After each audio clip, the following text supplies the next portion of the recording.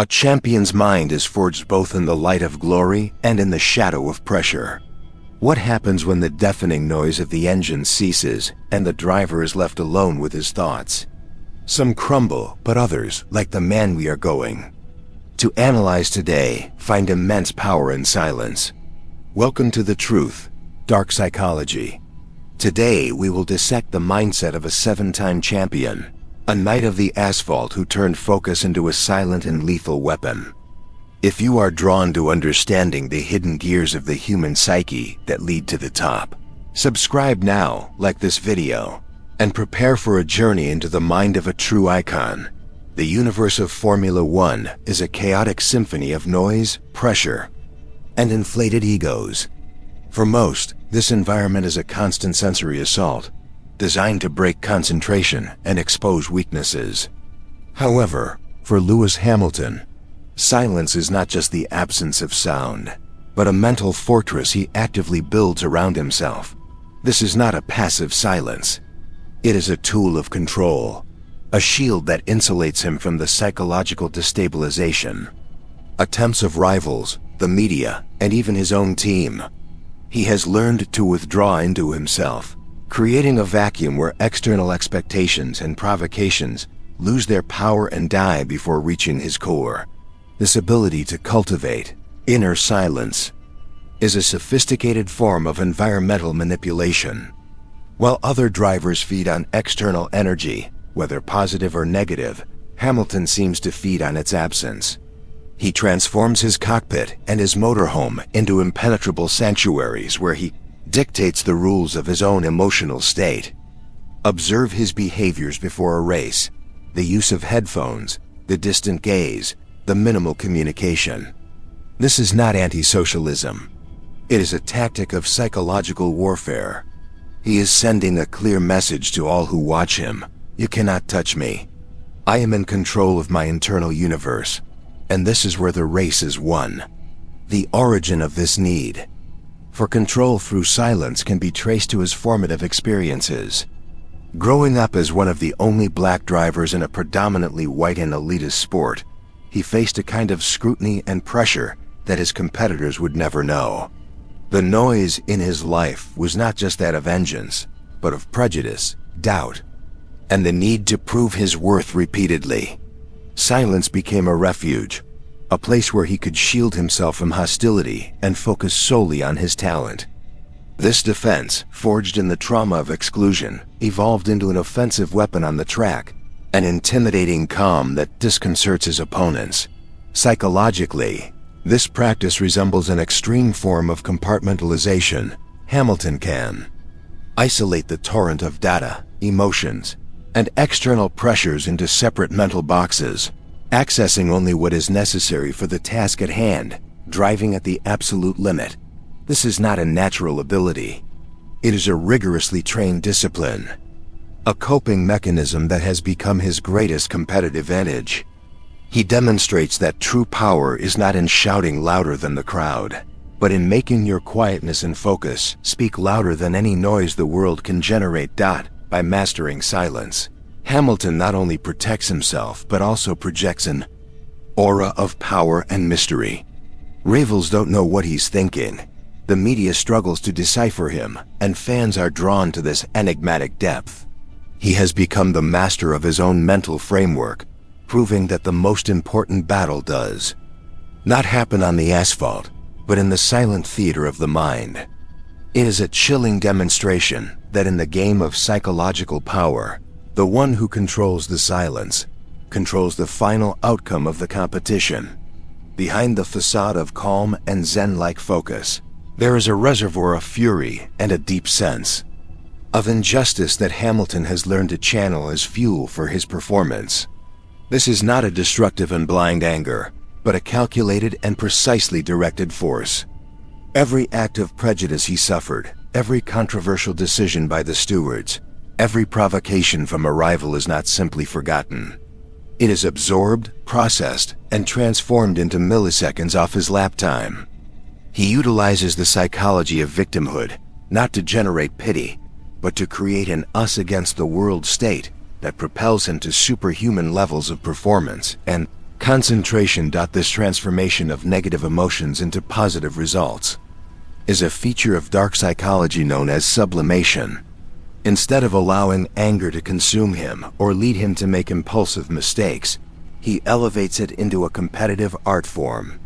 He lets injustice sharpen his instincts, lets frustration increase his determination. Remember races where he was penalized or suffered a setback. What follows is rarely a collapse, but rather a display of almost vengeful driving, a performance so dominant that it serves as a silent and overwhelming response to his detractors. He uses adversity as a springboard, a tactic that demoralizes those who try to destabilize him. This dynamic was evident in his most intense rivalries, such as the one with Nico Rosberg. Rosberg, who grew up alongside Hamilton, tried to use mind games to break his teammates' composure. However, these attempts often backfired.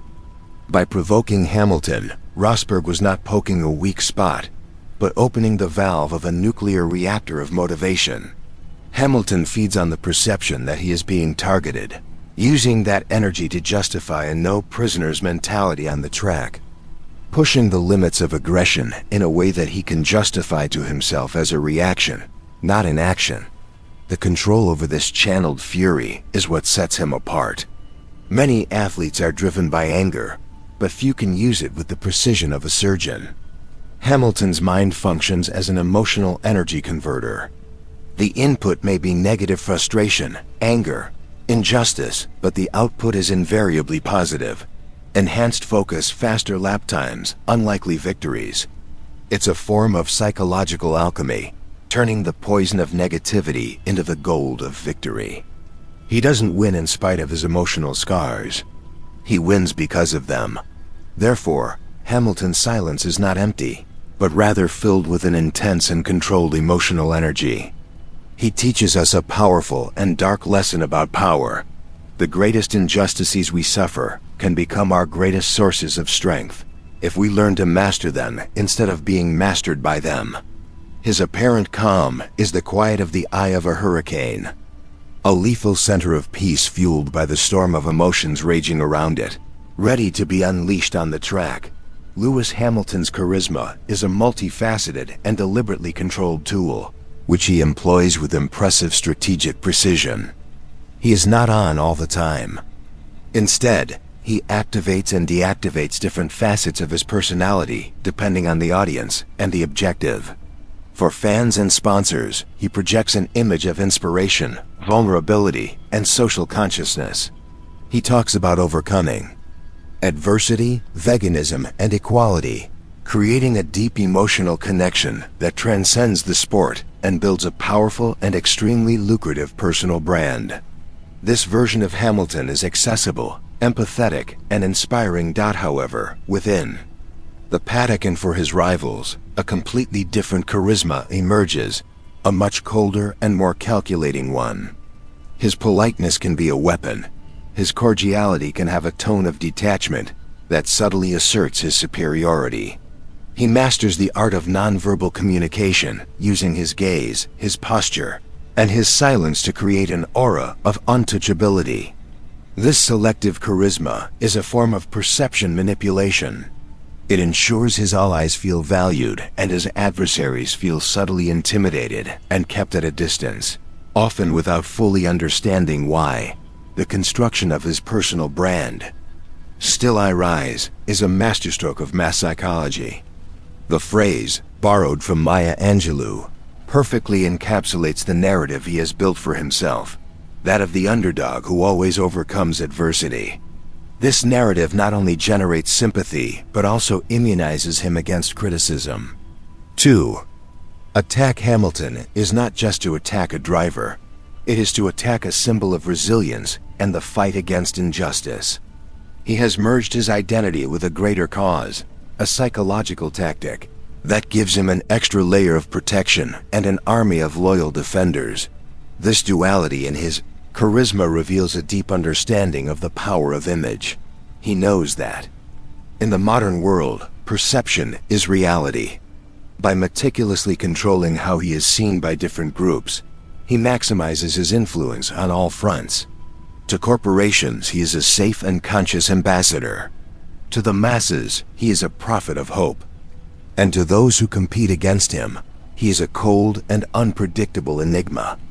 Each facet is authentic in its own context, but the ability to transition between them so fluidly is a sign of an extremely high and strategic social and emotional intellect. The psychological lesson here is about authenticity as a controlled performance. Hamilton shows us that you don't have to be a single thing to be considered genuine. The key is to understand your audience and present the version of yourself that best serves your strategic goals, whether it's to inspire millions or to destabilize a single opponent. His charisma is not a passive personality trait, but an active and adaptable weapon in his mental arsenal, used to shape the world around him and secure his position at the top. While most elite athletes seek a state of flow or comfort to achieve peak performance, Lewis Hamilton seems to thrive in chaos and discomfort. He has turned the panic zone, the place where most drivers make mistakes, into his personal playground. Races in the rain, chaotic starts, wheel-to-wheel duels at high speed. These are the scenarios where his sinister calm and focus become most evident and lethal. He doesn't just survive in these conditions. He seems to extract an advantage from them, as if the external pressure sharpens his senses to a level that others cannot reach. This affinity for discomfort is a form of psychological desensitization cultivated over years. From his karting days, facing adverse and hostile conditions, he was forced to normalize pressure. What for others is a peak of stress, for him is the baseline. He has reprogrammed his fight or flight response, turning fear into focus and uncertainty into opportunity. When the rain starts to fall, the anxiety on the grid is palpable. But in Hamilton, we often see a subtle smile, a glint in his eye. He knows the playing field has just tilted in his favor, because the battle has become more mental than technical. This is an extremely effective passive intimidation tactic. His rivals know he is dangerous in unpredictable conditions. This reputation precedes him, planting a seed of doubt in his adversaries' minds before the race even begins. They know that while they are struggling to maintain control, Hamilton is in his element, dancing on the edge of grip with a confidence that borders on arrogance. He manipulates expectations, turning a universal disadvantage, bad weather, into his personal and exclusive advantage. The psychology behind this is linked to the concept of post-traumatic growth. By repeatedly facing and overcoming high-pressure situations and adversity from a young age, his resilience didn't just return to normal, it grew stronger. He has redefined what danger and pressure mean. His brain no longer registers these situations with the same alarm as an ordinary person's. Instead, it interprets them as a signal to heighten concentration and precision, a trigger to access his deepest level of skill. The result is a driver who seems to have a sixth sense for chaos. He anticipates others' mistakes, finds grip where there seems to be none, and makes split-second decisions with frightening clarity. He teaches us that true mastery is not about avoiding discomfort, but about embracing it so completely that it becomes your greatest strength. Hamilton doesn't wait for the storm to pass. He has learned to dance in the rain, and that ability has made him an almost unbeatable force of nature at the peak of pressure.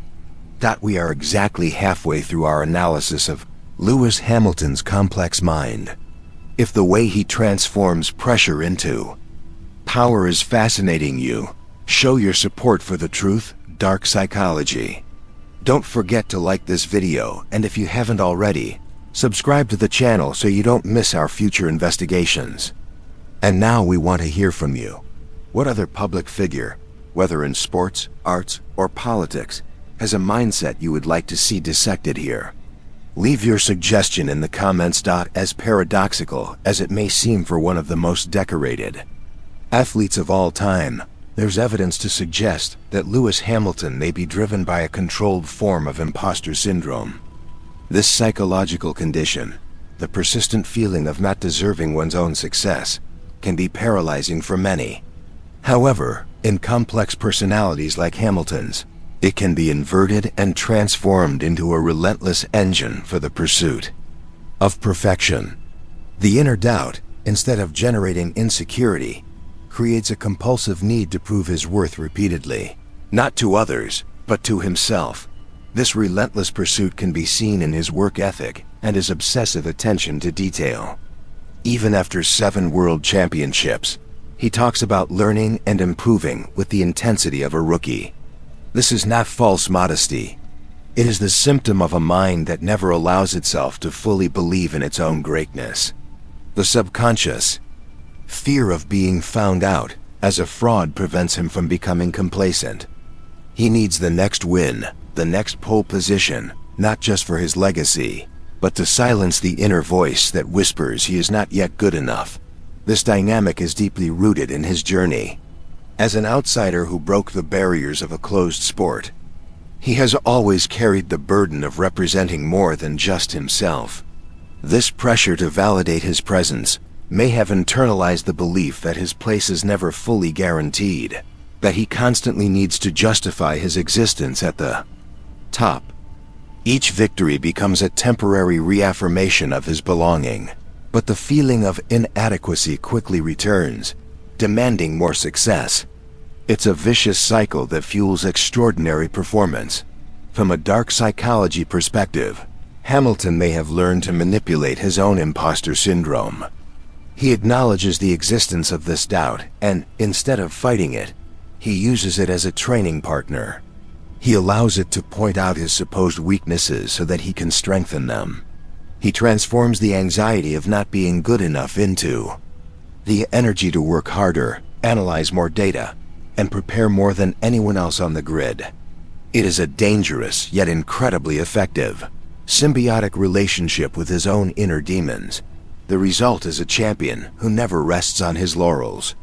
While others might relax after reaching the pinnacle, Hamilton's mind convinces him that the peak is just a temporary plateau and that the fall is imminent if he stops pushing.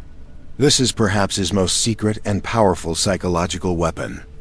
The belief that he is not as good as everyone thinks he is. It keeps him hungry, humble in his approach, and relentless in his execution, proving that sometimes our greatest insecurities can be the source of our greatest strength. Reaching Lewis. Hamilton's level of dominance requires a sacrifice that few are willing to make: true human connection. The mindset required to be a relentless champion often comes into direct conflict with the ability to maintain deep and vulnerable relationships. The silent focus that makes him so lethal on the track also creates a barrier in his personal life. Solitude at the top is not just a cliché. For Hamilton, it seems to be a necessary condition for maintaining his mental fortress. He lives in a rarefied world where trust is a scarce commodity and vulnerability is a strategic risk. The nature of his friendships and relationships within the sport is a case study in emotional compartmentalization. He is able to maintain cordial relations, but he rarely allows anyone to get close enough to see the man behind the champion's armor. The friendship with Nico Rosberg, which disintegrated under the pressure of competition, serves as a brutal cautionary tale. For Hamilton, the lesson may have been clear: intimacy in the paddock is a weakness. Competition requires a degree of selfishness and ruthlessness that genuine friendship cannot sustain. This self-imposed solitude is both a cause and a consequence of his mindset. To maintain surgical focus, he needs to isolate himself from the emotional distractions that relationships bring. To protect himself from the psychological machinations of his rivals, he needs to maintain a calculated distance. The result is a figure who is universally admired, but perhaps rarely understood. On an intimate level, he is surrounded by a team, by fans, and by the media, but he operates on a psychological island of his own creation. This isolation has a clear cost. We see glimpses of his search for connection outside the track, in his social media posts, in his dedication to his dog Roscoe, in his involvement with social causes. These seem to be the channels through which he allows his human need for belonging to express itself safely, away from the battlefield of Formula One. It is a delicate balance between the lone warrior he needs to be to win and the human being who longs for community and acceptance. Psychologically, this reflects the archetype of the wounded king. He possesses the kingdom, but the crown is heavy and isolates him from his subjects. The genius on the track is paid for with the currency of loneliness off of it. It is the ultimate trade-off that many geniuses and great leaders must make. For Hamilton, the choice seems to have been made long ago. The mastery of his inner world and his sport is worth the price of inhabiting that world largely alone. His journey forces us to question the true cost of greatness and what is lost on the way to the top of the mountain. In the end, how will history record Lewis Hamilton's mindset? Will he be remembered purely as a source of inspiration, the boy from Stevenage who broke all barriers and promoted equality? Or will there be an acknowledgement of the complex and at times dark psychological architecture that underpinned his success? Hamilton's legacy is inherently dual. He is simultaneously a beacon of hope and a walking manual on how to use focus, silence, and mental control as weapons of psychological domination. Asterisk on one hand, his journey is an undeniably uplifting narrative. He has demonstrated that it is possible to turn adversity into strength, to use a sports platform to advocate for meaningful change, and to inspire millions of people to pursue their dreams, regardless of their background. This part of his legacy is visible, celebrated, and vital. He has opened doors and changed the perception of what a racing driver can be and represent. And this positive impact is unquestionable for society at large. However, for students of the psychology of power and competition, like us here at The Truth, his legacy is much deeper and more nuanced. Hamilton has provided us with a case study on the power of quietness in a noisy world. He has taught us how emotional control can be used not just for defense, but as a subtle form of attack. He has demonstrated that channeling negative emotions, like anger and injustice, can be a more potent source of fuel than any positive motivation if mastered correctly. The risk of his legacy is oversimplification. To celebrate only the still I rise, without understanding the tactics of silence, the selective charisma, and the affinity for discomfort, is to miss the most important lesson. Hamilton's true genius lies not only in his driving ability, but in his capacity to build and maintain an impenetrable mental fortress. He is a master of psychological warfare, where battles are won by controlling one's own inner state, regardless of the external chaos. Therefore, Hamilton's final legacy is a fascinating paradox. He inspires the masses with his story of overcoming adversity, while simultaneously offering a masterclass in mental control and subtle manipulation for those who know where to look. He forces us to confront an uncomfortable truth: the mindset required to reach the absolute top is rarely pure and simple. It is often forged in the shadows of the psyche, in calculated silence, and in the relentless mastery of one's own mental landscape. The mind of Lewis Hamilton is a labyrinth of focus, resilience, and calculated control, proving that the greatest battles are truly fought and won in the silence of the mind. To continue unraveling the dark psychology behind the world's most influential figures, your subscription is essential. Subscribe now to The Truth, Dark Psychology. Activate notifications to be the first to know when a new video is released. And most importantly, leave your comment below.